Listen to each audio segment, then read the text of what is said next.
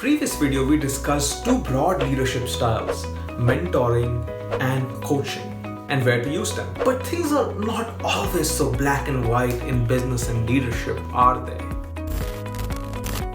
Welcome back to the Influential Leader series, where we are creating a series of episodes to help you become a more influential leader.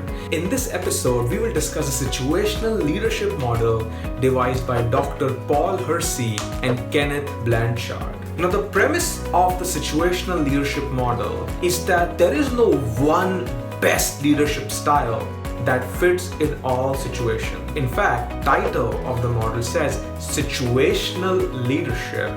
The model propounds that the leader needs to have a fluid style to fit into the kind or situation that the leader is put in. As per this model, there are four leadership styles: directing, coaching, supporting, and delegating.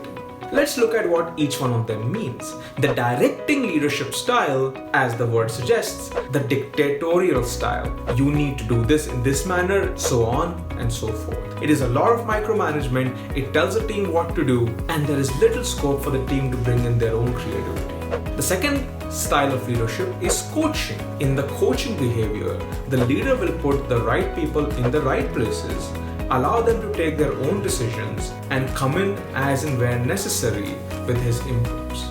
The third kind of leadership style is supporting leadership style. In this case, the leader has taken a back seat, coming in only to facilitate the team's creativity, to support them where they need help, but most decisions are taken by their team and the leader is only there to help them take that decision.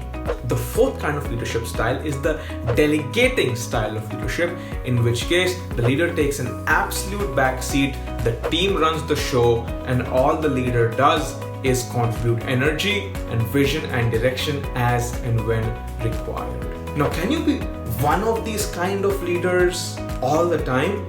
No.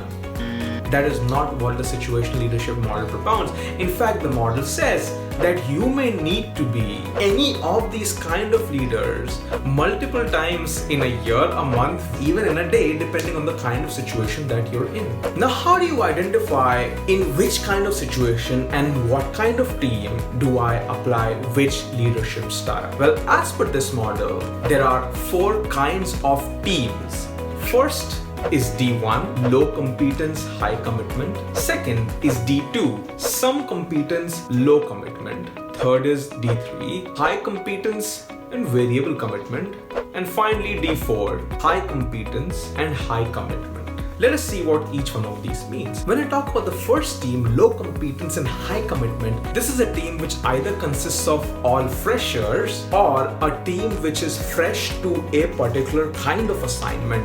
So this means the team is really excited to bring on something new, to take on something which is different. At the same time, they may not be completely competent for it. The second, some competence, low commitment.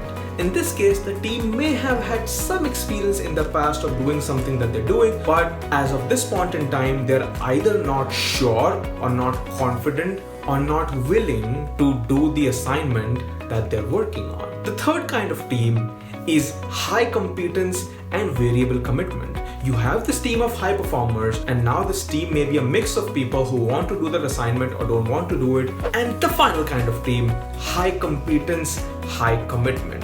This is the kind of team every leader wants to have, right? Now, in this case, the team is really competitive. At the same time, they're really committed. They're really confident about their ability to execute on what they're supposed to do.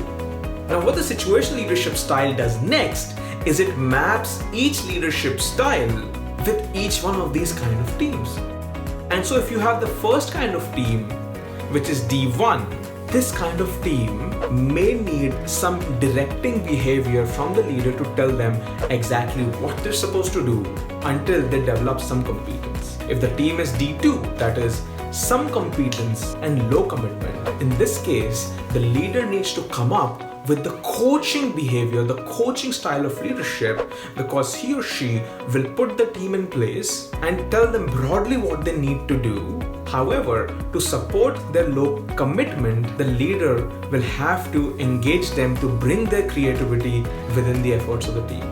The third kind of team, high competence and variable commitment. In this case, the leader can play the supporting leadership role, wherein he can take the back seat and he knows this is the team, they know what to do, they have high competence, and I need to come in when necessary and bring in the energy and the vision as and where required. And the final kind of team, high competence and high commitment, what the leader needs to do here is only to delegate, to make sure that the leader knows what each team member is doing and let the team take its course with minimal interference.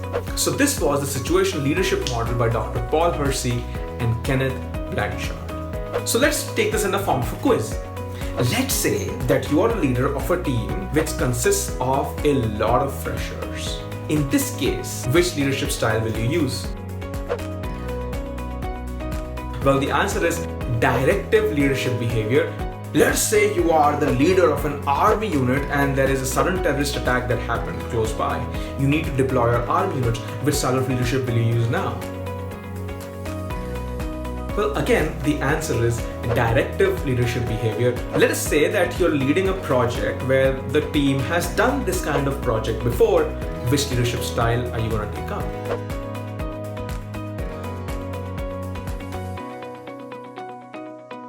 Well, the answer is you will take up the supporting style of leadership. So this was the situational leadership model. I hope you learned something out of this. What is something that's coming to your mind, a thought that you have? Let me know below. If you need me to work with your leaders to understand deeply on how the situational model works and how they can apply it within their teams, let me know in the comments below or send me a message on the credentials mentioned in the description box. In the next episode, we will discuss the different kinds of leaders as per a different model and how you can apply those leadership styles in different kinds of situations. And so with this, I'll see you in the next video.